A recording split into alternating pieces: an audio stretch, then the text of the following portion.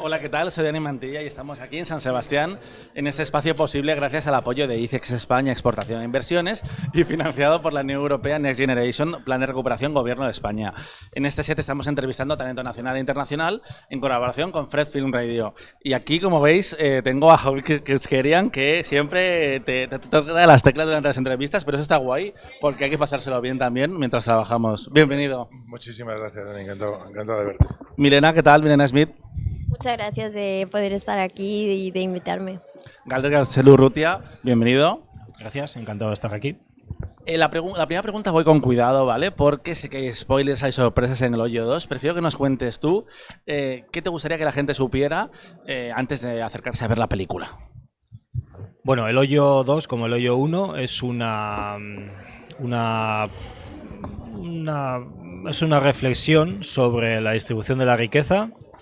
Y todos los fans del Hoyo 1 la van a disfrutar muchísimo. Lo que hemos intentado es respetar la esencia de la primera película, pero ampliarla en cuanto a acción, terror, giros inesperados y espectacularidad.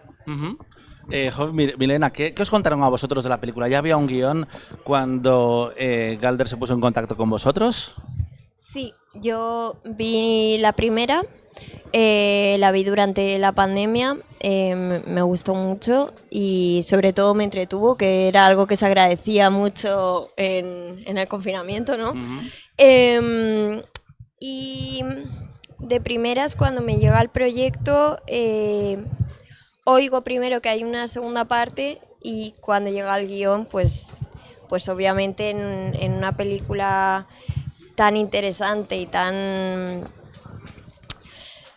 que ha tenido además tanto éxito a nivel mundial, pues era por supuesto una oportunidad y me atraía mucho el proyecto. ¿Y tú, Javi? Acabo de flipar, has dicho mi nombre aspirando la H, es acojonante, te agradezco mucho. Yo no había visto El Hoyo,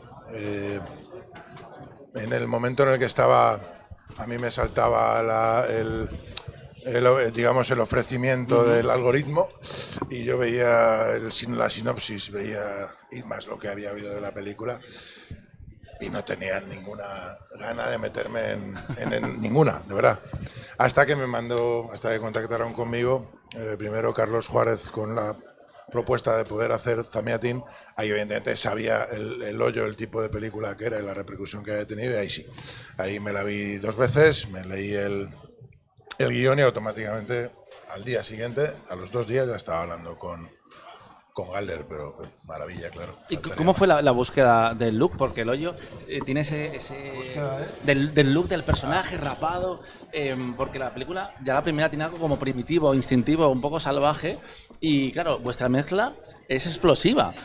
¿Cómo fue primero eso, encontrar el look de tu personaje y ese choque de trenes entre vuestras energías? Si queréis, como actores. Bien, esto os lo cuento yo porque es una anécdota muy graciosa. Tanto en El Hoyo 1 como en El Hoyo 2 siempre intentamos mostrar físicos muy característicos, muy espectaculares, muy especiales y sobre todo que haya mucha diversidad. Entonces, tanto ella como él, veis que son como completamente antagónicos, y en el caso de Jovic hay una anécdota muy curiosa, porque claro, el guión estaba escrito de una manera y de pronto él se lo leyó y me llama al de muy pocos días de haberse leído el guión y me dice: oye, que he pensado que este tío tiene que ir en calzoncillos y completamente rapado, completamente pelado, de manera que sea un bebé gigante ignífugo. Es que entonces le dije, pues está perfecto. me encanta, es que quiero verlo.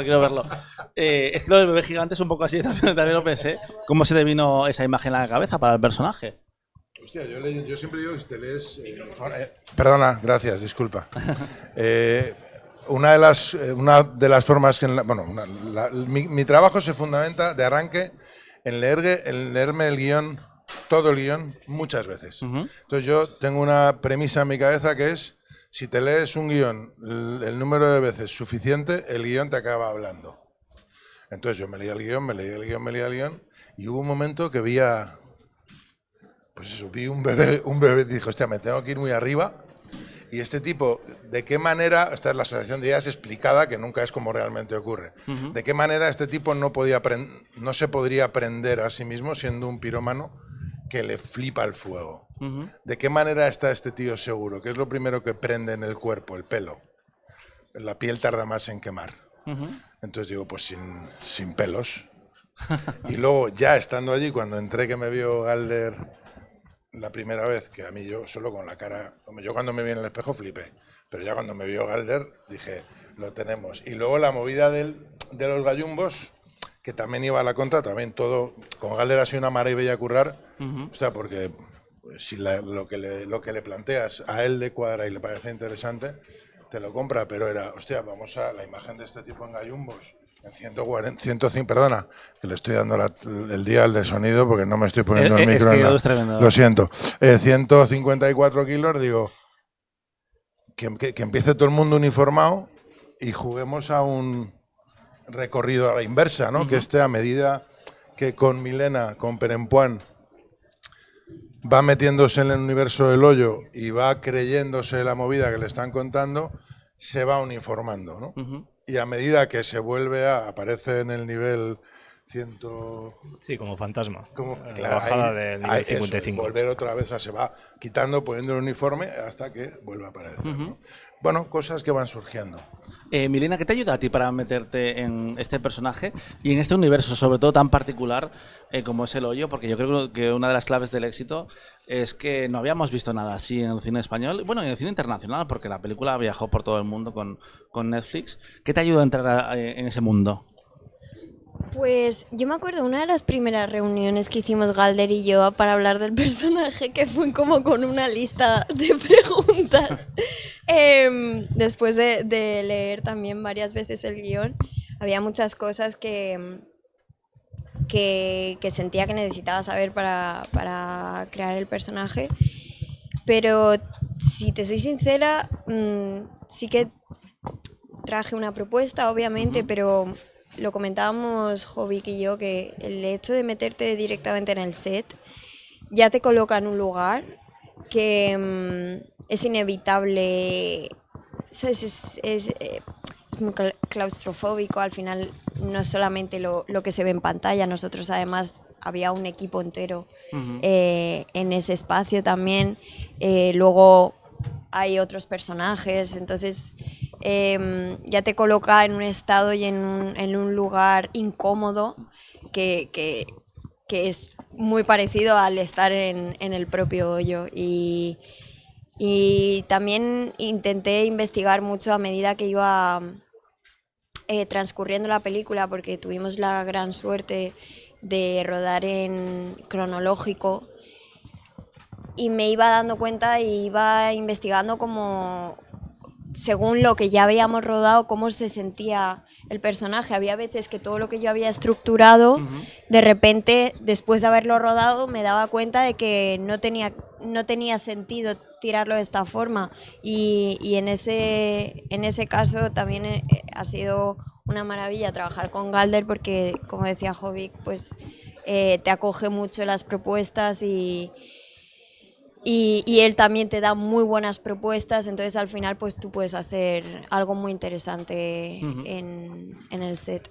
Bueno, es que perdona, Galder y Milena, en una película, en mi opinión, en cualquiera, pero en una película como El Hoyo, que fundamentalmente es la pedra que este señor tiene en la cabeza, que es maravillosa, lo tiene que tener muy claro él. Entonces, claro, y él está conmigo y con ella en El Hoyo, pero lo que tiene en la cabeza es todo el universo del hoyo, la primera del hoyo, la segunda del hoyo, o sea, todo eso. La mitología, que claro, es muy potente. Eso me parece, yo se lo he dicho a él, yo le veía en set a veces y decía, este hombre tiene que tener la cabeza segmentada en 25 lugares. En pisos. Claro, en pisos, efectivamente. Pisos verticales. Exacto. Verticales. Galder, han pasado 5 años del estreno de la primera película, que llegó en condiciones muy diferentes, porque me acuerdo que se vio en Toronto, yo estaba allí ese año, y fue sorpresa total, ganó el premio del público, la compró Netflix, la vieron decenas y decenas de millones de personas. Ahora llega la secuela. ¿Cómo fue el planteamiento de esa ampliación del universo? ¿Y tú lo notaste a nivel de producción ya, que esta película naciera como una producción de Netflix? Sí. Cuando hicimos la primera película no teníamos ni idea, primero, del éxito que iba a tener y segundo, que iba a haber una segunda parte, pero ni nos lo imaginábamos, ¿eh? Era una película que teóricamente tenía que terminar cuando terminaba la película, y cuando terminamos de hacerla quedamos tan hartos del hoyo que quisimos alejarnos, bueno, lo más lejos posibles del hoyo. Después, con la perspectiva y un poco con la acogida que tuvo, vimos que sí que merecía seguir contando más de la historia, dando alguna respuesta, pero sobre todo más preguntas. Y ahora la primera película diría que no se entiende sin la segunda. Así como al principio no imaginábamos una segunda, ahora la primera no tiene sentido. Y nada, nos pusimos a trabajar en el guión, tres de los 4 guionistas, porque el cuarto se incorporó más tarde. Pedro lanzó su idea, David lanzó su idea, yo lancé mi idea, al final la de Pedro fue la que más nos gustó a todos. Y así empezamos a trabajar. Y luego una cosa es lo que proyectas en el guión y otra cosa después ese guión, cómo se transforma, cómo evoluciona cuando tienes a las actrices, a los actores, que en el caso de ellos esto parece como una fiesta del peloteo, ¿no? Pero es que es verdad que han aportado tantas cosas no solo a nivel actoral, sino también a nivel de guión. Hay una secuencia clave en la película, que es la secuencia número 13, esa secuencia de montaje en la que los dos personajes se hacen amigos, porque la primera parte del guión sí que está guionizado y bastante rígido el proceso emocional por el que pasan, pero esa secuencia estaba escrita de una manera bastante vaga. Estaba escrita poco a poco, se van haciendo amigos. Y entonces, lo de que ella le ayuda a afeitarse esa parte de la espalda al que él no llega, salió porque él propuso que este personaje iba completamente pelado. Ella hizo una propuesta muy buena también en el que él colaboraba, que era el tema de la regla, que me acuerdo cuando hiciste la propuesta, que eso no está en el guión. Le dijo, oye, bueno, lo digo literalmente. Si ella al final está en el hoyo, las mujeres, bueno, hay muchas personas que menstruamos, entonces, en algún momento que se vea esto y como después de lavar la ropa ella intenta colgarla y viene Zamiatin y la ayuda. Pues eso está construido con ellos. O sea, eso en guión no estaba así. Y eso era clave, era una de las secuencias más difíciles porque, claro, en guión tú puedes escribir y poco a poco se van haciendo amigos, pero esto luego hay que contarlo en imágenes y te lo tienes que creer. Y sobre todo cuando partes de dos personajes tan antagónicos, física y emocionalmente, cada uno viene de un punto emocional, ambos terribles, pero cada uno de un punto de un origen muy diferente, y eso lo construimos con ellos. ¿Cuál es mi cámara? ¿Podéis hacer un clip, por favor, de esto que acaba de decir Galder, si sois tan amables, y lo subís a las redes, pero todo lo que ha dicho Galder, no un cachito. Todo lo que acaba de decir el señor Galder, director del Hoyo 2 y director del Hoyo 1 y creador del universo del Hoyo, junto con Pedro, que es el guionista jefe. Y David. Cogéis esto que acaba de decir y lo subís a todas las redes para que lo lean, no todos los guionistas, no. Los guionistas que no dijeron más que payasadas cuando no tocaba decir payasadas. Y esto también lo subí, pero no no editéis lo que ha dicho aquí el señor Galder, no. Enterito lo que ha dicho, lo subí. Lo que estoy diciendo yo no es importante, pero lo que ha dicho él estaría bien que lo subierais para que la gente no dijera tantas estupideces. Muchísimas gracias. No.